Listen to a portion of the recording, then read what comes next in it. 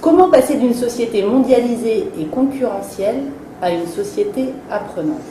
D'abord, bravo pour cette question et puis même bravo d'avoir fait partie de la première promo de ce beau programme qui, à mon avis, est promis un bel avenir. Et en tout cas, moi, j'avais appelé de mes voeux un projet de ce genre dans le rapport sur la société apprenante qu'on avait remis au ministre. Donc, je me réjouis de cet exercice qui, j'espère, sera le début d'un dialogue intéressant. C'est vrai qu'on est dans une économie globalisée et très concurrentielle par bien des aspects, mais pas seulement. Si on regarde Wikipédia, par exemple, c'est un assez bon exemple d'un projet coopératif qui joue un grand rôle dans l'éducation de beaucoup de gens, pour moi, mais j'imagine pour beaucoup d'autres.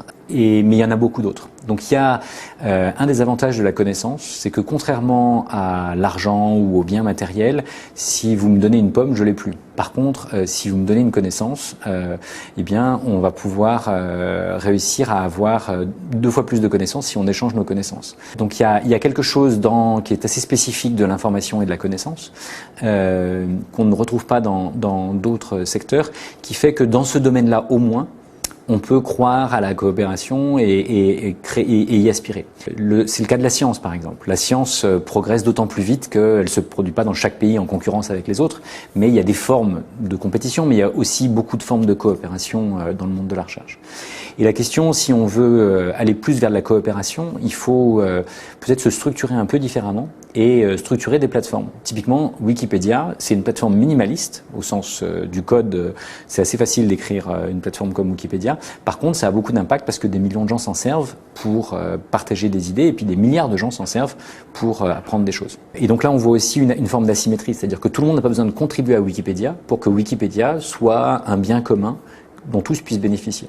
Et on peut imaginer bien d'autres choses de ce type.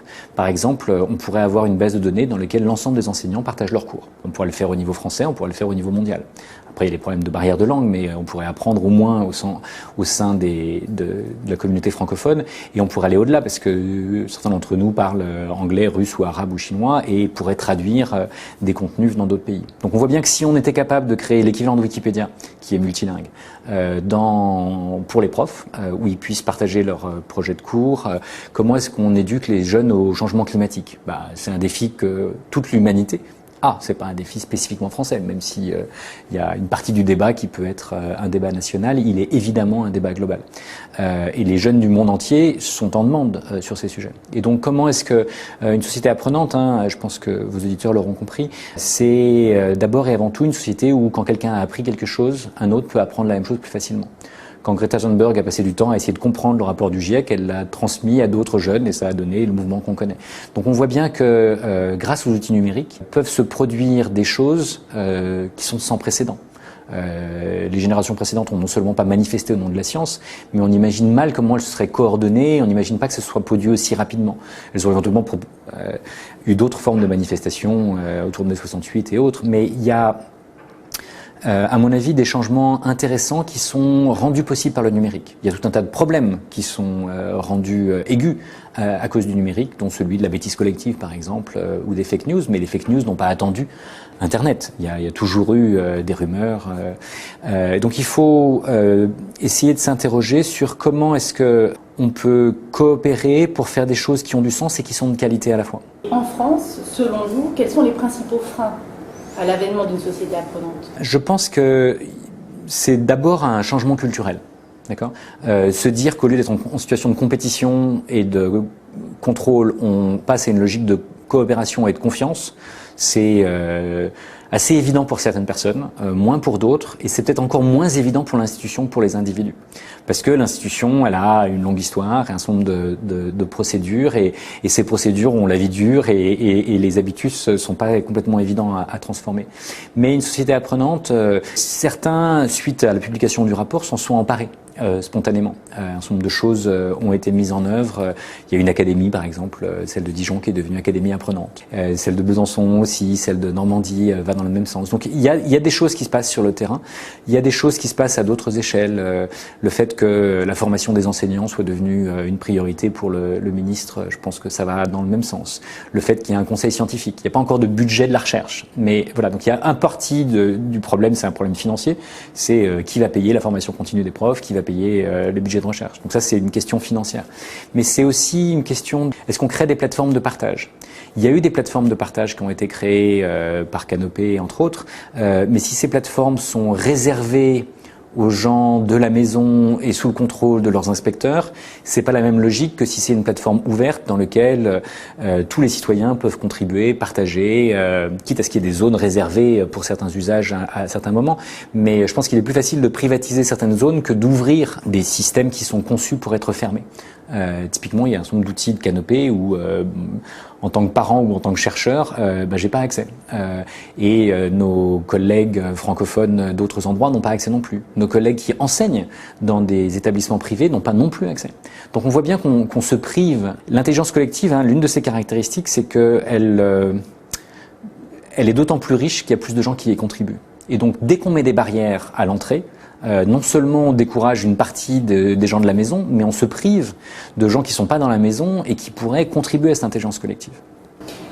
Est-ce que finalement, ce n'est pas la préoccupation de personnes favorisées, alors qu'il s'agit avant tout pour les futurs adultes de construire leur projet professionnel, et finalement, comment inclure les familles les plus démunies pour lesquelles l'accompagnement des apprentissages est forcément un obstacle ? Si par exemple on prend les problèmes d'orientation, si vous voulez vous orienter et que vous ne connaissez que ce que vous avez vu au lycée, c'est pas du tout facile de s'orienter.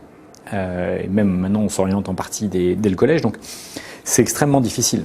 Si vous avez une famille qui a fait des études, vous allez discuter avec votre père, votre mère, votre oncle, votre tante, vos grands-parents, les amis de la famille, et vous allez bénéficier de facto d'une aide à l'orientation auquel vous n'aurez pas forcément accès si vous faites partie d'une famille plus défavorisée. Donc je pense que une société apprenante, c'est aussi une société dans laquelle, quand certains ont su trouver leur chemin, eh bien d'autres peuvent trouver leur chemin plus facilement, parce que on laisse des traces et on trouve des raccourcis, et on voit que, par exemple, des jeunes qui sont de très bons bricoleurs ou qui sont très bons sur tel jeu vidéo ou qui ont appris eux-mêmes à programmer en ligne, eh bien ça peut être au moins aussi intéressant que de savoir quelles notes ils ont eues sur leur bulletin trimestriel au moment où ils réfléchissent à leur orientation.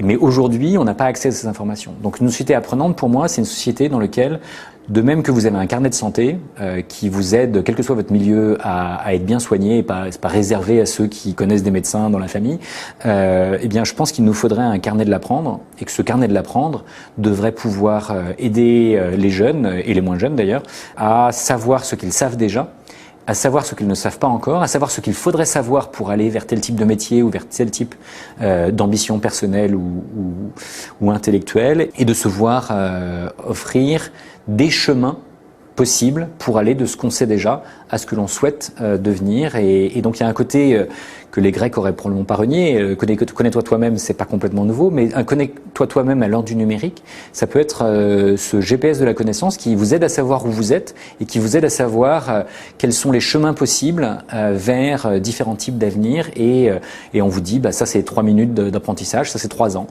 ça peut se faire dans une vidéo en ligne, et ça peut se faire en prenant une formation qui peut être à telle distance de l'endroit où tu habites.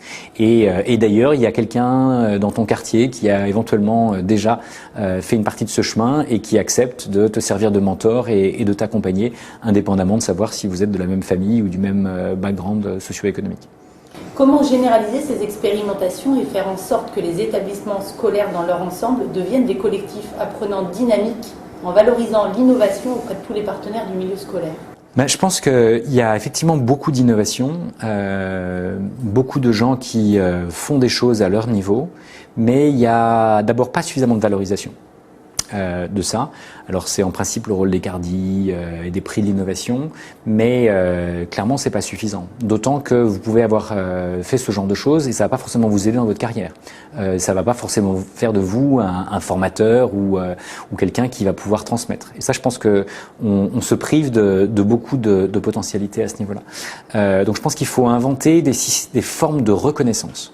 On parle beaucoup de la société de la connaissance, je pense qu'on a besoin d'une société de la reconnaissance. Il y a des formules intéressantes comme ce qu'on appelle les open badges. Je ne sais pas si vos auditeurs les connaissent, mais c'est inspiré des badges chez les scouts où vous avez des badges, c'est faire un feu de camp ou c'est survivre en forêt ou faire une marche de nuit en forêt. Vous pouvez faire des badges sur j'ai développé telle compétence professionnelle, émotionnelle, relationnelle. Et donc ce mouvement se développe très vite à l'international en particulier, mais en Normandie, il y a Badgeons la Normandie qui a fait quelques émules à travers le pays, y compris dans le système scolaire, mais aussi dans le système universitaire ou dans les environnements professionnels. IBM, rien qu'en interne, délivre des millions de badges pour faciliter les évolutions professionnelles et la reconnaissance des compétences de ses collaborateurs. Donc je pense qu'on peut créer ce genre de choses en interne, mais on peut aussi, et on devrait à mon avis, créer des bases de données où on partage. Je parlais tout à l'heure d'un Wikipédia des cours, mais si on avait un de nos cours qui a été repris par 258 profs, ça serait valorisant. Et puis la question c'est après comment est-ce qu'on le valorise. Mais ça veut bien dire que la communauté s'en est servie pour faire quelque chose. Et donc il y a probablement là aussi des choses à inventer. Et c'est pas très compliqué. Ce genre de plateforme collaborative existe dans d'autres métiers, typiquement les métiers de l'informatique. Aujourd'hui, vous faites plus carrière dans l'informatique parce que vous avez contribué à des plateformes collaboratives que parce que vous avez eu des diplômes il y a 3, 5, 10, 20 ou 30 ans.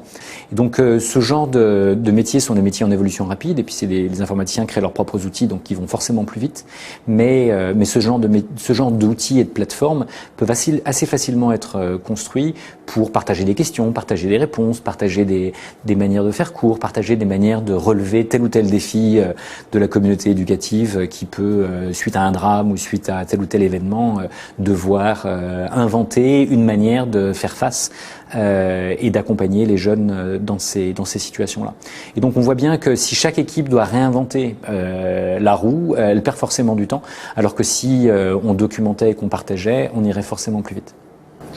Alors si les auditeurs ont de nouvelles questions, de nouvelles interrogations auprès de vous, comment est-ce qu'ils peuvent vous les poser à nouveau, peut-être d'une manière plus interactive et différente? Moi je serais ravi fondamentalement. Ce qu'ils pourraient faire s'ils le souhaitent, c'est me recontacter avec votre aide ou pas, et éventuellement on pourrait organiser une visite de ce lieu si ça leur fait plaisir de voir un petit peu à quoi se ressemble cet espace dans lequel on essaye de repenser les manières d'apprendre, d'enseigner, de faire de la recherche et de mobiliser l'intelligence collective au service des grands défis d'aujourd'hui, comme les objectifs de développement durable des Nations Unies, et plus généralement, comment est-ce qu'on travaille à relever nos défis personnels, collectifs et globaux, de façon à ce que chacun puisse apprendre à prendre soin de lui, des autres et de la planète. Donc si vos auditeurs veulent rencontrer les étudiants, les chercheurs, les personnels qui travaillent au CRI, s'ils veulent visiter un lieu un petit peu différent, je serais ravi de leur faire visiter à l'occasion. Donc s'ils se retrouvent à Paris,